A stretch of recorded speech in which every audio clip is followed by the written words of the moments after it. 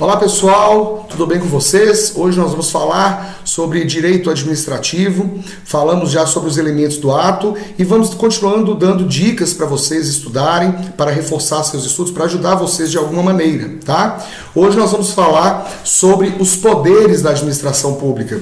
Na verdade, antigamente, pós-Revolução Francesa, a administração pública, os seus poderes eram concentrados nas mãos do rei. Então o rei, de acordo com o poder a ele investido, realizava tudo na administração pública indistintamente e sem pensar, na verdade, na coletividade. Ele pensava nos seus próprios anseios. Com o passar do tempo, com aspirações democráticas, o direito administrativo foi se aperfeiçoando e um desses aperfeiçoamentos foi a criação dos poderes da administração pública. E esses poderes são vários. Nós vamos tentar hoje entender de maneira individualizada cada um deles. Mas vamos ver primeiro aqui que direito administrativo, poderes da administração, o rei, o poder era o rei, tudo concentrado, pós-Revolução Francesa, como eu já disse agora mesmo, tá? Deixa eu só pegar minha caneta aqui, marca texto, vamos lá. E aqui nós dizemos algumas observações. A administração tem o poder para atender os anseios da coletividade. Então, este poder da administração pública é para esta finalidade de atender aos anseios da coletividade e não para outro tipo de finalidade. É um instrumento para satisfazer esses anseios, é um instrumento. Então, os poderes da administração pública são entendidos como instrumentos para os quais a administração pública utiliza para satisfazer seus próprios interesses, que é a satisfação do bem comum. Quando não usa o poder para a coletividade, a gente incorre em abuso de poder. Então vejam bem, a administração pública detém esses poderes e os agentes públicos utilizam desses poderes para satisfazer os anseios da administração pública, da coletividade.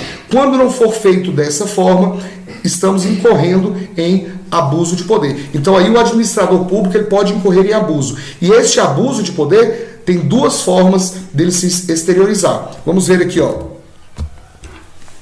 Vamos ver aqui o abuso de poder. Nós temos a modalidade de abuso de poder, excesso de poder, e temos a modalidade desvio de finalidade. Vamos ver o primeiro, excesso de poder.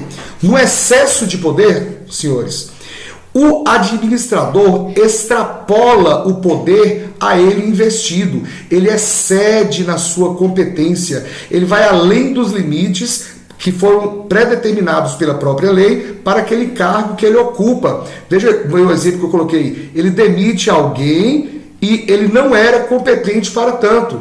Então vejam bem, na modalidade de abuso de poder, o abuso de poder se divide em excesso de poder e desvio de finalidade. No excesso de poder, ele vai além dos limites de sua competência. Tá? Então ele ficou com raiva de um servidor que estava lá na prefeitura, e ele falou, ele era chefe de um setor, e esse servidor era de outro setor, ele tentou demitir esse servidor, fez a demissão, ele abusou do seu poder. Por quê? Ele foi além, ele excedeu com os limites da sua competência. Outro exemplo bem tranquilo para isso daí, o nosso SOS do direito vai aparecer aqui agora mesmo. Só colocar aqui o controle. Isso. É importante ficar sempre memorizado na cabeça de vocês esse nome, né? Para que a gente continue falando para as outras pessoas também, né? Então vamos lá. Imagine só um delegado de polícia que determina que um dos investigadores torture um dos presos.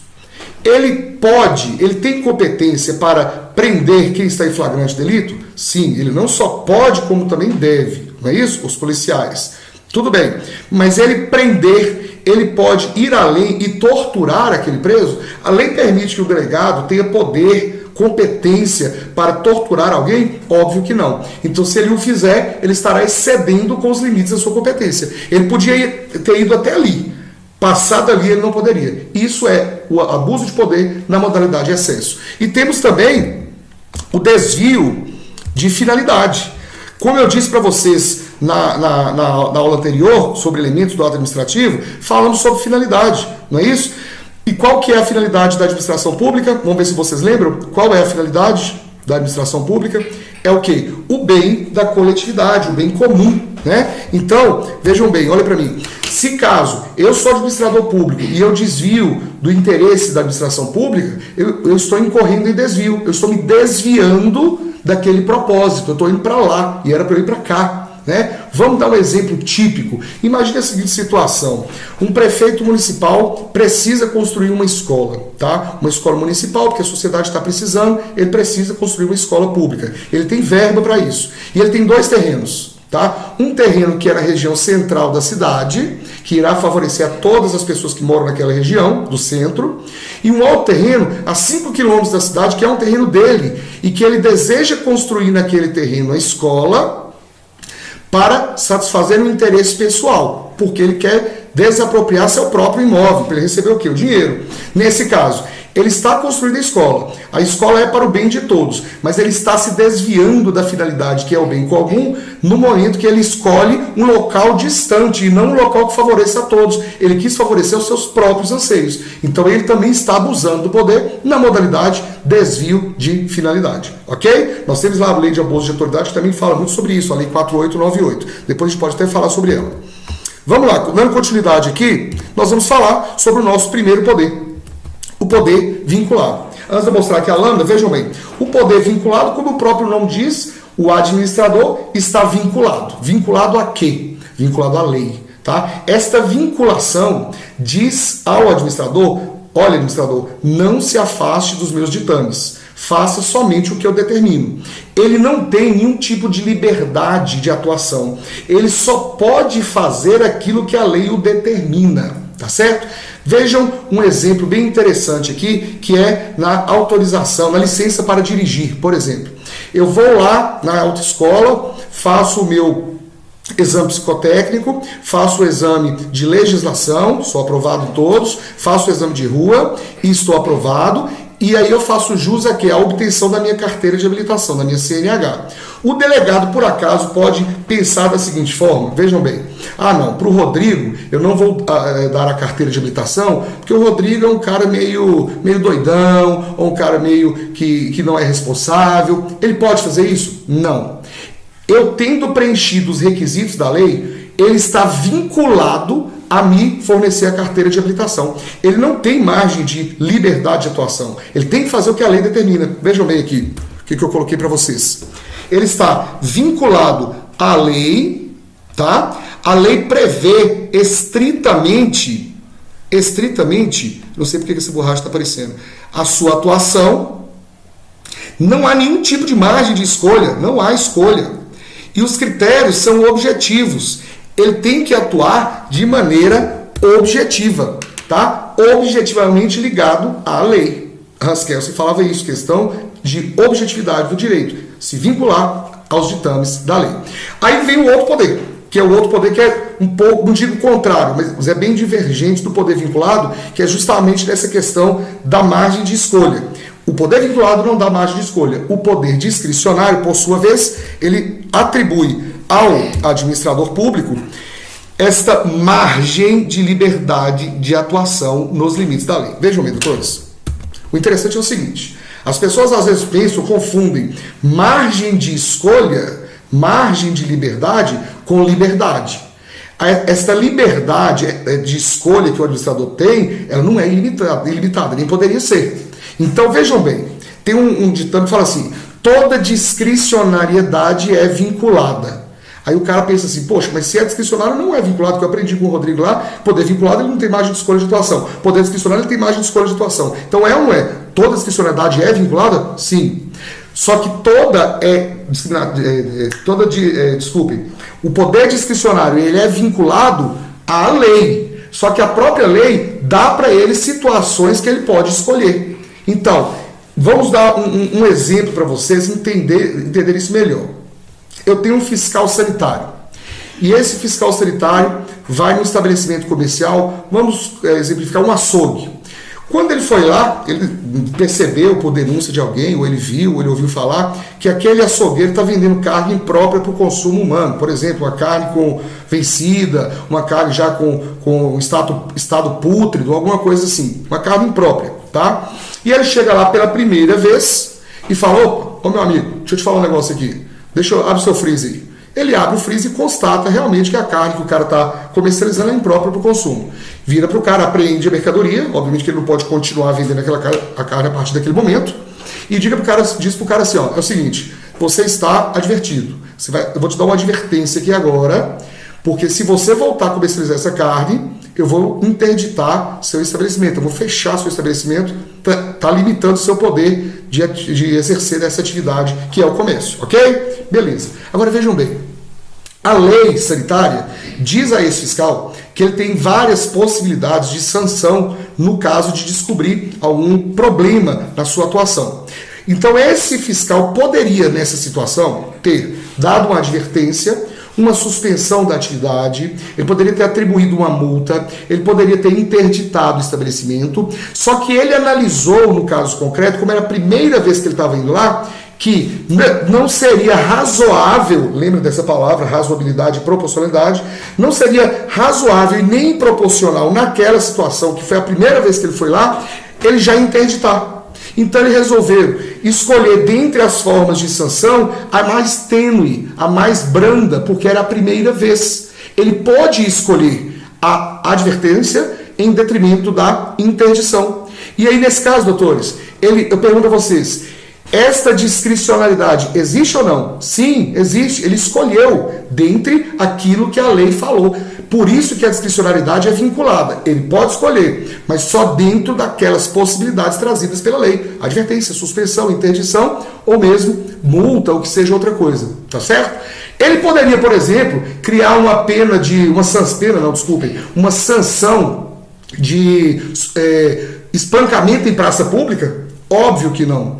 Essa sanção não poderia ser praticada por ele porque não existia menção dela na lei. Se existisse, até poderia, né? Ferindo aí vários institutos processuais constitucionais. Mas isso que é discricionalidade vinculada. Ele é discricionário, ele tem margem de escolha, mas dentro dos limites da lei. Margem de escolha, não é escolha, não é arbitrariedade. Ele não pode incorrer em arbitrariedade. Ok, senhores? Vamos ver aqui, né, no nosso slide, o que eu coloquei. Deixa eu só mudar minha caneta, por favor. Não é arbitrariedade, como falamos, a própria lei que prevê as opções de atuação. Isso aqui eu queria comentar com vocês. Análise do mérito, conveniência e oportunidade. Agora, cuidado. Dissolução de passeata tumultuosa, conceito indeterminado por parte do legislador. Análise do mérito sobre o que é tumulto. Doutores, presta atenção. Antes eu vou falar aqui sobre essa questão do mérito. O mérito administrativo, ele é analisado dentro da sua discricionalidade. Então vejam bem, o administrador, analisando o fato, ele atua. E a análise que ele fez é analisar o mérito. Então o Poder Judiciário, depois nós vamos falar mais sobre isso, não pode analisar o mérito administrativo, porque é ele que é competente para isso, o próprio administrador. O que o Judiciário faz é analisar a legalidade ou a ilegalidade. Ok, vamos aqui agora. Dentro do poder discricionário, nós temos a análise do mérito, em que o administrador vai fazer, e ele, no momento de agir, no momento lá, no açougue, lá que ele foi dar a sanção, que ele foi atribuir a sanção, impetrar a sanção àquele comerciante, ele analisou o fato, tá? E julgou internamente, qual das sanções cabíveis na lei era a mais conveniente e a mais oportuna. Não é conveniente aplicar uma interdição da primeira vez. Não é oportuno aplicar uma sanção da primeira vez, uma sanção grave. Então ele simplesmente atribuiu a advertência e não a interdição. Isso é análise da conveniência e oportunidade. E essa conveniência e oportunidade estão diretamente ligadas a quê? A razoabilidade e proporcionalidade. Ele tem que adequar os meios aos fins. Ele almeja os fins, mas os meios adequados para aquele fim que ele tem que utilizar. Ok? Beleza. Voltando aqui para essa situação que eu coloquei para vocês. Cuidado. Existem certos conceitos que são, às vezes, indeterminados pelo próprio legislador. Um exemplo que eu trago para vocês é isso aí. Ó. O administrador pode dissolver passeatas desde que sejam tumultuosas. Mas a questão, doutores, é o seguinte. A lei não explica o que é tumulto. 5 pessoas brigando, discutindo, gritando lá na rua. Eu não gosto desse governo, eu não gosto desse governo. Isso é tumulto? E 1.000 pessoas? E 10.000 pessoas? Para cada tipo de administrador, esse conceito, essa mensuração sobre o que é tumulto pode ser diferente. Então, vejam bem, ele pode sim dissolver a passeata tumultuosa, desde que ele internamente analise o caso com razoabilidade e proporcionalidade e chegue à conclusão que aquela situação que está ocorrendo é um tumulto. Se ele chegou a essa conclusão, ele analisou o mérito, ele pode ter a discricionariedade nesse caso, não para dissolver, porque ele tem a obrigação de dissolver passeatas tumultuosas, mas a discricionariedade está no sentido de descobrir internamente o que significa tumulto. Aí ele pode. Beleza? Essa é só uma situação peculiar aí, que pode cair em provas de concurso e vocês já estarão sabendo sobre ela. Vamos à continuidade. Controle jurídico, é isso que eu queria falar para vocês. Vejam bem. O judiciário não analisa mérito, já falei isso. Controle de legalidade ou ilegalidade. Ele só vai analisar a legalidade ou a ilegalidade, ok? E nos conceitos jurídicos determinados pelo legislador, o juiz analisa a razoabilidade, ou seja, se o administrador extrapolou a razoabilidade, naquele caso que eu falei. Se nesse caso aqui, sobre a análise do que é tumulto, se ele extrapolou, ou seja, por exemplo, não era tumulto para ele, mas ele disse que era para satisfazer esses interesses pessoais, nesse caso o juiz pode sim anular o ato dele, porque ele não agiu com discricionalidade, ele agiu com um vício que foi o vício ao princípio da finalidade, ou impessoalidade, tá bom? Mas vamos entender isso aqui o seguinte, é muito importante isso. Judiciário controlando a administração pública. Nós já sabemos que a administração pública ela goza do poder de autotutela, ou seja, ela revê seus próprios atos. Então eu sou um servidor, pratiquei um ato ilícito administrativo, o meu chefe, o meu diretor, o meu assessor, o meu superior, ele poderá controlar o meu ato, inclusive abrindo um processo administrativo contra mim. Esse processo administrativo pode ensejar até minha demissão. Isso é o poder de autotutela da administração pública. Ela se autotutela, ela vai se autogerir, tá certo? Beleza. Mas nós sabemos que quem dá o efeito de coisa julgada formal e material no mundo jurídico é o Poder Judiciário. E aí eu trago para vocês o seguinte, a pergunta, o Poder Judiciário pode ou não pode controlar atos administrativos? Pode ou não pode? Pode. Porém, ele não pode adentrar o mérito administrativo. Então, se o fiscal, daquele nosso caso lá, o fiscal sanitário, foi no açougue, ele deu a advertência e não deu a interdição por julgar mais conveniente e oportuna a advertência, porque era a primeira vez que ele estava indo, o judiciário não pode analisar essa conveniência e oportunidade, não. O judiciário só pode analisar o ato administrativo praticado por ele quanto à legalidade ou ilegalidade. Então, vamos supor que esse fiscal chega lá no açougue e o cara dono do açougue é o inimigo dele. E ele deu a interdição antes da advertência. Ele foi lá longe. Ele poderia? Até que poderia, porque a ele é discricionária essa atuação. Mas o judiciário, percebendo que ele incorreu em vício de finalidade, ou seja, ele extrapolou a finalidade da administração pública, que é justamente o quê? O bem da coletividade, ele quis satisfazer interesse pessoal punindo aquele cara. Nesse caso, o judiciário pode anular o ato, porque esse ato se tornou ilegal. Então vejam bem, judiciário não analisa mérito administrativo. Quem analisa o mérito é a própria administração pública, tá certo? Vamos ver aqui, continuando. Nós vamos falar agora sobre o próximo poder que nos incorre, que é o poder normativo. Ok, poder normativo, poder para expedição de normas gerais, não se confunde com o legislativo. A administração estabelece normas dentro dos limites da lei, e aí tem algumas situações que eu quero trazer para vocês aqui. Vejam bem. O poder normativo, como o próprio nome diz, o poder de criar normas, editar normas. Vejam bem, não podemos confundir esse poder da administração pública com o poder legislativo, que é um dos poderes do Estado, ok? O poder legislativo tem a função de criar leis, normas em sentido amplo.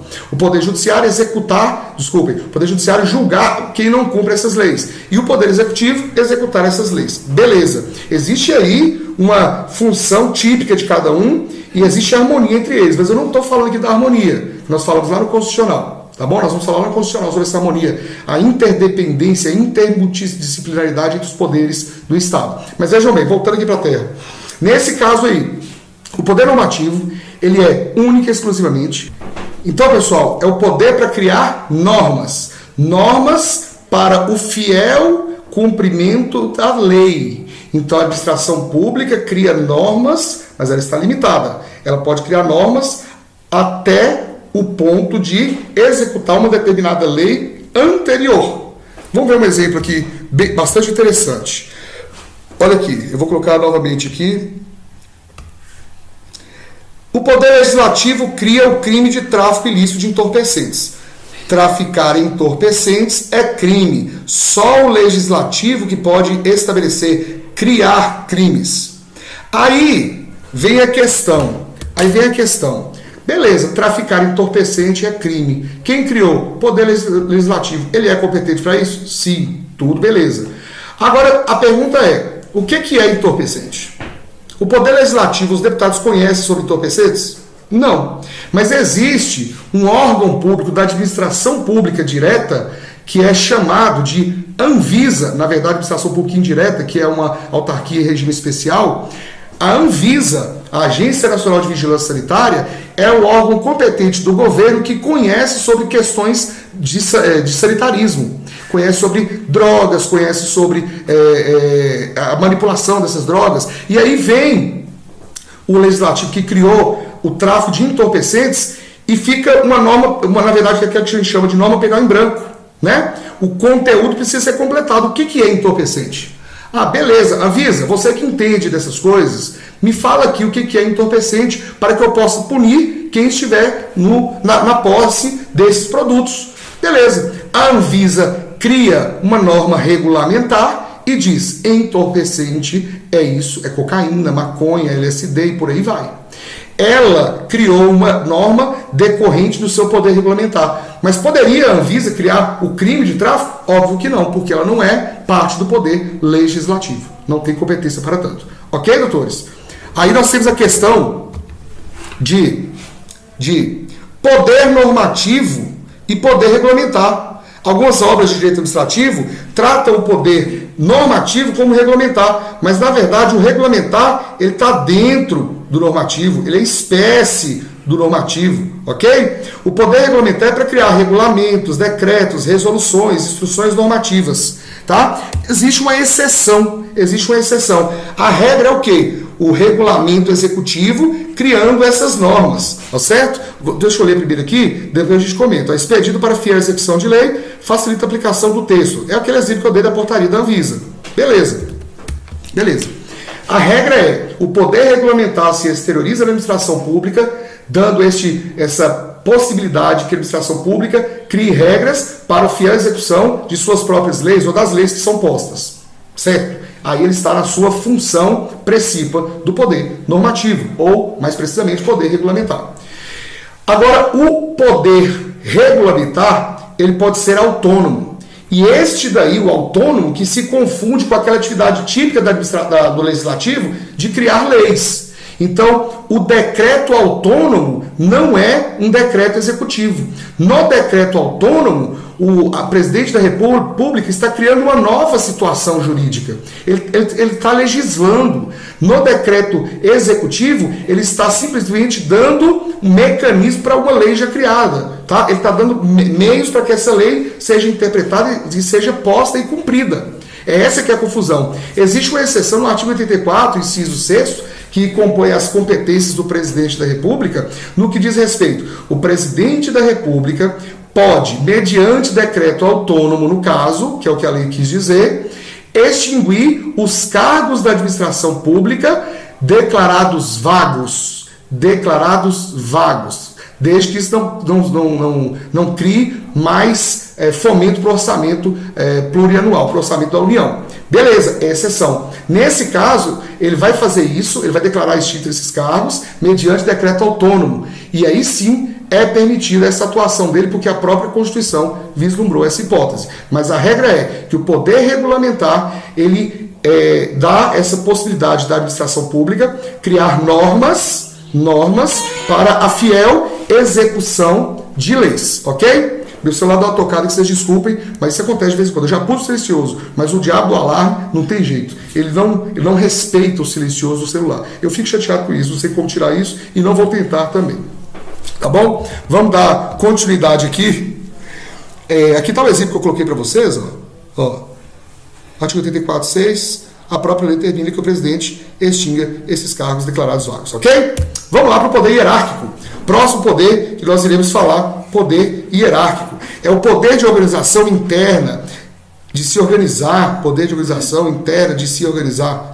Ficou meio tosco isso daí. Poder de organização interna é o poder de se organizar entre órgãos e agentes da mesma estrutura orgânica, escalonamento de atividades, distribuição de competências. É o poder interno. A administração pública não tem hierarquia sobre outros órgãos. Vejam bem, doutores. Poder hierárquico. Gente, nada funciona sem hierarquia. Sem hierarquia é o caos. Por isso que eu sou anticomunista. Eu penso assim, não vou entrar aqui em decepções políticas, mas por isso que eu sou contrário ao comunismo, tá? Eu sou capitalista convicto, beleza. Mas a questão é, tudo só funciona com hierarquia. Se eu não tenho um poder superior que me determina o que fazer, eu me perco. Ou então, se eu não me perco, eu vou querer tudo, né? Ou eu vou olhar para as alturas ou pro chão, entendeu? Então o poder hierárquico veio da administração pública para co-organizar. Cada poder tendo sua hierarquia, seu escalonamento de funções. Eu mando em João, João manda em Maria, Maria em Pedro, e aí tudo funciona bem. Porque se Pedro lá embaixo fizer alguma merda, alguma besteira, ele vai poder ser responsabilizado pelo seu superior. E aí ele vai procurar não errar, porque ele tem medo dessa responsabilização. Então, esse poder hierárquico tem uma ligação direta uma ligação irmã com o poder disciplinar também. Porque se ele desrespeitou a hierarquia, ele vai ser responsabilizado pelo poder disciplinar. Agora, o interessante é o seguinte, esta hierarquia, ela não está de um órgão para outro, ela está dentro de uma estrutura interna. Então nós temos, por exemplo, a Receita Federal. Nós temos lá o delegado da Receita Federal, o superintendente, o delegado e os fiscais, um mandando o outro. O delegado, o superintendente da Receita Federal, ele não manda no superintendente da Polícia Federal e nem nos agentes da Polícia Federal. Cada um tem sua hierarquia própria, escalonada dentro da sua própria estrutura, ok? Esse é o poder hierárquico, tá certo? Vamos lá. Poder disciplinar. Aí nós temos aqui, é um poder sancionatório, punitivo, e eu coloquei aqui para vocês, atenção, a punição deve ser para aquele que tem vínculo especial com a administração pública, tá? Vamos ver um exemplo aqui, ó. Poder disciplinar, já dá ideia de disciplina, de sanção, e alguém fez alguma coisa errada e vai sofrer algum tipo de sanção, é isso mesmo. Só que eu coloquei que tem que ter um vínculo especial. Para o poder disciplinar da administração pública atuar sobre um servidor, sobre uma pessoa, essa pessoa tem que estar diretamente ligada a essa estrutura orgânica e hierárquica da administração pública. Não é verdade? Eu acabei de falar sobre o poder hierárquico com vocês, que ele é interno de cada órgão da administração pública. Então, um órgão não pode controlar os atos de um servidor de outro órgão. Tá certo? Somente o poder disciplinar só atribui sanções dentro da sua própria estrutura também.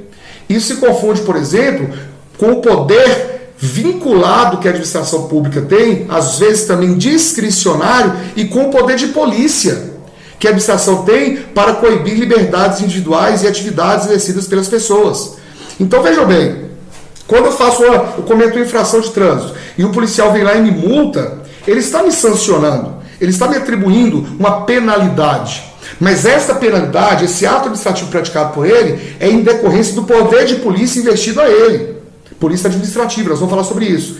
E não do poder disciplinar. Agora, se esse policial torturar alguém, além de ter uma responsabilização criminal, ele também vai ser objeto de discussão pelo poder disciplinar da Polícia Militar. Então, aí sim a Polícia Militar vai utilizar do poder disciplinar para corrigi-lo, para sancioná-lo. Mas naquele caso da multa, que ele me deu uma multa, não. Aquilo lá é o poder de polícia, que ele pode limitar uma liberdade individual minha. O caso também do açougue, lá do açougueiro. Quando ele interdita, o fiscal interdita o açougue, ele está exercendo o poder de polícia.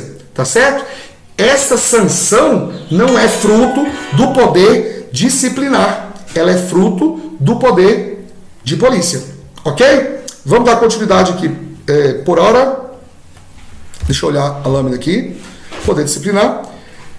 Certo? Eu vou só um segundo. Isso. Agora sim, vamos falar sobre o poder de polícia. E este poder de polícia causa muita dúvida nas pessoas que estão começando a estudar direito administrativo.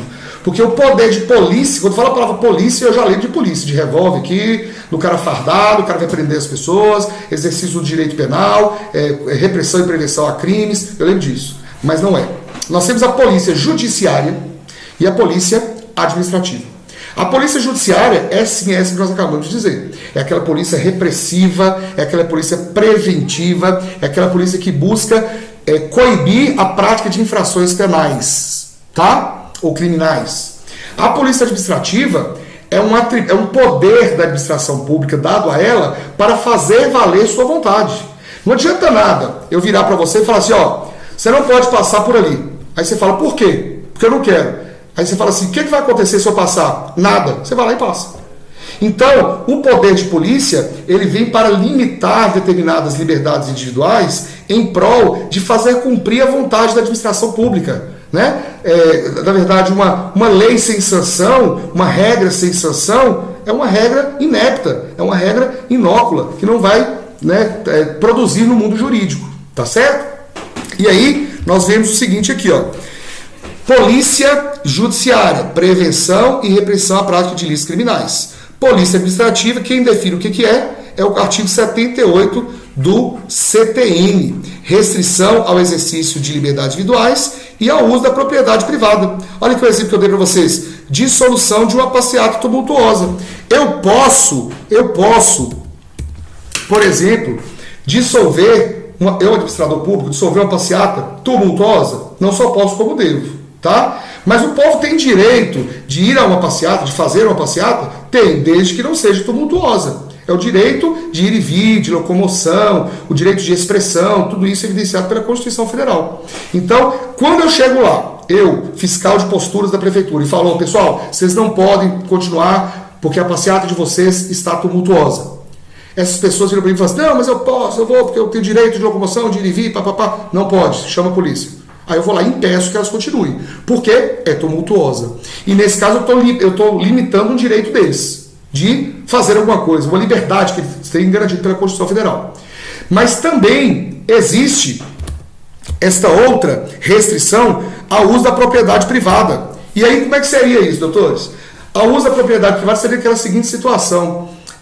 Na minha casa, na frente da minha casa, tem um poste lá da CEMIG, bem pertinho da minha garagem. Eu construí uma frente da minha casa maravilhosa, tá? E tem lá um poste da CEMIG. E esse poste, toda vez ele me atrapalha para tirar meu carro da garagem. E eu não quero que esse poste continue ali. Eu não quero que esse poste continue ali. Tá? Eu posso não querer isso? Não posso. Porque o próprio poder de polícia preventivo da administração pública mandou colocar aquele poste lá, porque ele estar ali era o local mais conveniente e oportuno. Não teria outro local conveniente e oportuno para ele estar. Tá certo? Mesmo se tivesse, não cabe essa discussão. Porque é discricionário da administração pública colocar, limitando até minha própria propriedade. Tá certo? Outro exemplo clássico, da ocupação temporária. Vai ter uma obra, por exemplo, da prefeitura, ao lado da minha casa. E eu tenho um lote vago, meu. E aí a prefeitura ocupa temporariamente o meu lote para guardar as máquinas que irão construir aquela nova rua. Ela pode fazer isso? Pode. Gente, mas está limitando, o lote é meu, eu comprei. Mas ela pode fazer isso. Ela pode até desapropriar o que é seu, desde que pague. Não é isso? Então, esta limitação é um exercício extrínseco, né, do poder de polícia administrativo. Tá certo? Vamos ver aqui de novo? Poder de polícia se manifesta de 3 maneiras. Essa primeira, aqui é a segunda e aqui é a terceira maneira. Por atos gerais e por atos individuais. Naquele exemplo que eu dei para vocês da interdição do açougue, interditou o meu açougue, não o açougue de outra pessoa. Essa interdição, essa sanção se aplica somente a mim. Somente a mim. Por isso que ele é um ato individual. Agora vamos supor, esse exemplo aqui que eu coloquei, construção de até 4 andares. Vamos supor, numa determinada cidade, tá? Por questões de visibilidade, de poluição visual, estabelece a prefeitura que naquele bairro não se pode construir prédios com mais de 4 andares ou 5 andares. Ele limita. e eu quero construir, eu posso? Não posso, existe uma regra para isso. Esse ato não é para mim, é para todas as pessoas daquele bairro. Naquele bairro não pode. No bairro do lado pode? Beleza, se não houver essa regra, pode.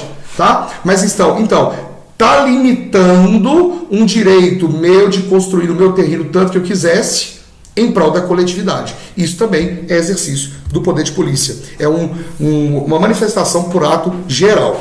E também se manifesta por atos vinculados ou discricionários, nós já falamos sobre isso, a licença para construir o caso, né?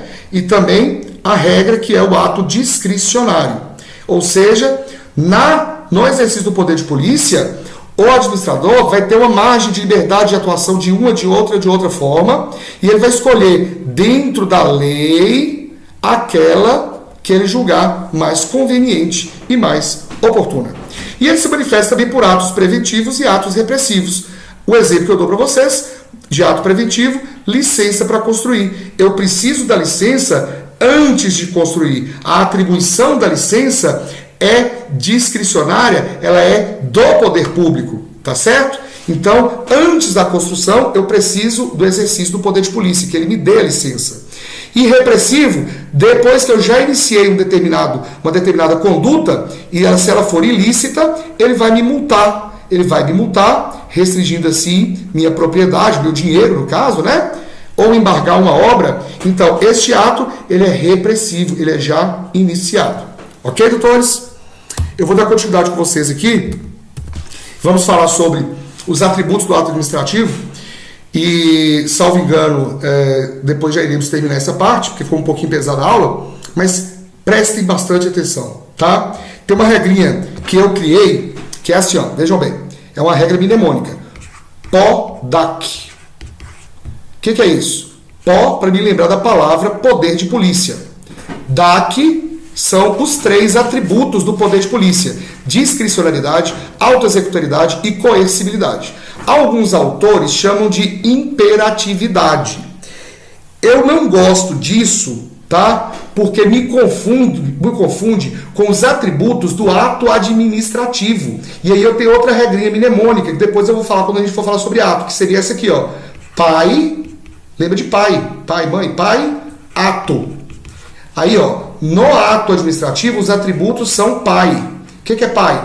Presunção de legitimidade, autoexecutoriedade, que é igual o lado do poder de polícia, e aqui, em vez de coercibilidade, vai ter a imperatividade.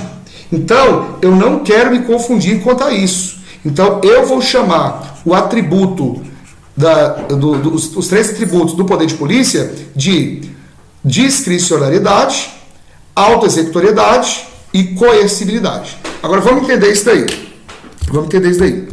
Discricionariedade, já disse para vocês, eu acho que já está bem explicado para vocês, né? Vamos para o segundo, que é a coercibilidade. Coercibilidade é justamente esse poder que a administração pública tem de, através da sanção, impor você que faça ou deixe de fazer alguma coisa.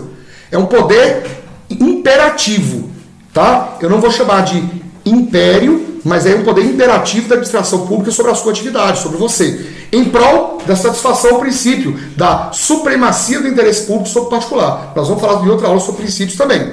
Mas, via de regra, vejam bem, coercibilidade é um ato, tá? É um atributo da administração pública mais relativo ao poder de polícia, que dá a ele este poder de impor a você que faça ou deixe de fazer alguma coisa em prol da coletividade. Pronto, essa é a coercibilidade.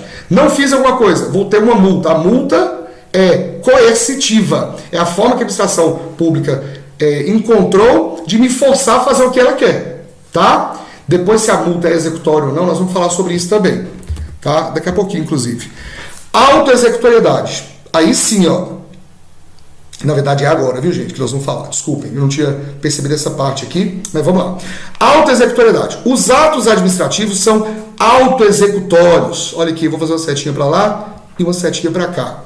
Ou seja, a própria administração pública executa os atos emanados por ela, tá certo? Existe o processo administrativo que ele vai dar coerência, continuidade ao ato. Então, por exemplo, o policial atribuiu uma multa a alguém na rua. Ele pega essa multa, joga no poder, no sistema dele lá, da Polícia Militar. Essa multa vai gerar até uma dívida ativa. Então esse processamento todo é a explicitação da autoexecutoriedade dos atos administrativos. Nem todos são, a regra é que são. A exceção é justamente a multa. A multa, ela é autoexecutória no sentido de o administrador atribuí-la, né, dele definir uma multa para uma pessoa que praticou um ilícito, mas a cobrança dessa multa para retirar do patrimônio daquela pessoa parte do valor para satisfazer o pagamento da multa é só do Poder Judiciário. É uma exceção. A regra é que os atos administrativos são autoexecutórios, ok? E esse é o atributo justamente do poder de polícia. Então, o poder de polícia, o cara chegou lá no açougue, vai atribuir a interdição e a execução desse ato vai vir da própria administração pública. Ele não vai poder abrir o estabelecimento mais, sob pena de multa e até de detenção, no caso aí, se ele praticar um crime de resistência ou de desobediência, né? Aí vai lá para o Código Penal. O Estado se vale de meios diretos de execução do ato, processamento administrativo. A imposição da multa é auto-executória, mas sua cobrança não. É o que acabamos de dizer aqui. Observações, nós vamos até finalizar por aqui, né? A infração administrativa, que também é infração penal, o prazo de prescrição dela não é igual ao prazo administrativo. E o prazo administrativo, doutores? Prescrição dos atos administrativos, 5 anos. Punitivos ou não. Então, atos punitivos ou não administrativo, prescrição, 5 anos. Beleza. Aí veio o que eu falei em cima aqui. Isso aqui é exceção, gente. Se o ato praticado por aquela pessoa, além de ser um ilícito penal, também é um ilícito administrativo, vamos respeitar o penal porque ele é mais grave, tá certo? E aí a prescrição vai ser a mesma lá do Código Penal, que o Código Penal atribui para aquele crime, no caso. Outra questão importante, observação importante. Ato administrativo praticado, multa, por exemplo, multa. O prazo prescricional, 5 anos. Processo parado por 3 anos, sem atuação da administração pública, inércia da administração pública, vai acontecer o evento da prescrição intercorrente. E aí, a administração não poderá mais cobrar de você aquela multa. Ou seja, é uma antecipação do prazo prescricional. Próxima aula continuamos e vamos falar sobre outro ponto do direito administrativo. Muito obrigado a todos.